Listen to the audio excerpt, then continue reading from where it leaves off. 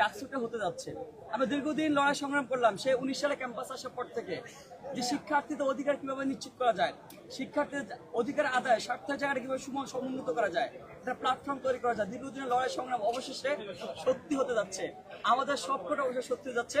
আমি অনেকটা এটা ভাবতে গিয়ে আবেগে আপ্লুত হতে গেলাম। আমি চিন্তা করলাম, আমি ভাবলাম যে এই যে ডাকসু যাচ্ছে আর মাত্র হাতে করে কয়েকটা দিন বাকি, আমাদেরকে আর ঘন্টার পর ঘন্টা বিসি স্যারের সামনে গিয়ে দাঁড় করে থাকতে হবে না।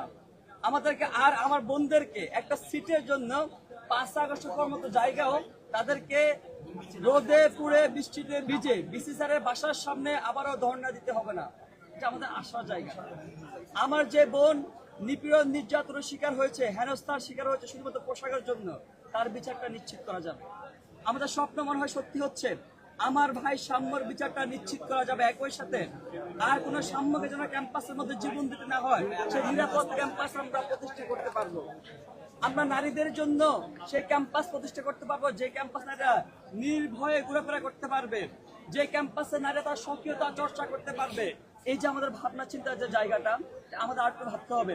এই জায়গা থেকে ঢাকা বিশ্ববিদ্যালয়ের শিক্ষার্থীদের প্রতি আমার আহ্বান, আমি ব্যক্তি আব্দুল কাদের আহ্বান, যে আপনারা ডাকসুর প্রতি মুখ ফিরিয়ে নিবেন না।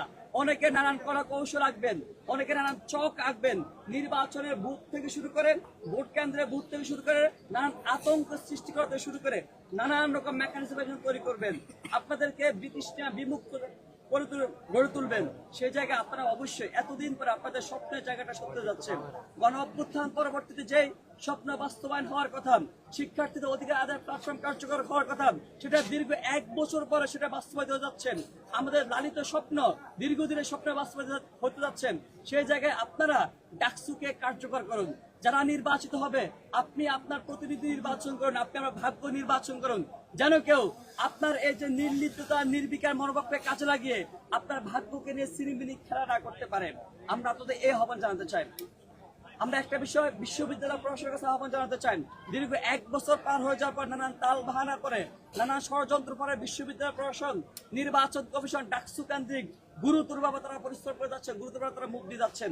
তবে একটাই আহ্বান, শিক্ষার্থীদেরকে এমন কোনো কাজ করবেন না যে কাজ শিক্ষার্থীদেরকে ডাকসুর পথে বিমুখ করে, যে কাজ পরবর্তীতে আমরা আবারও দাঁড়িয়ে 1 বছর পরে যেন শিক্ষার্থীরা বলতে না হয় যে ডাকসু শুধুমাত্র ফরম্যালিটি মেনটেনের জন্য হয়েছে, কোনো কাজের কাজ হয় নাই। আমরা বলতে চাই, শিক্ষার্থীরা ভোট কেন্দ্রে আসার জন্য যত রকমের ব্যবস্থা করা দরকার, শিক্ষার্থীদের দৌড় গোড়া ভোট কেন্দ্রে নিয়ে যাওয়ার জন্য, ভোটকে উদযাপন করার জন্য, সুষ্ঠু করার জন্য, লেভেল প্লেইং ফিল্ডটা নিশ্চিত করার জন্য যত রকম কার্যক্রম করা দরকার আপনি সেগুলো হাতে নেন। আমরা এতটুকু আহ্বান জানাচ্ছি।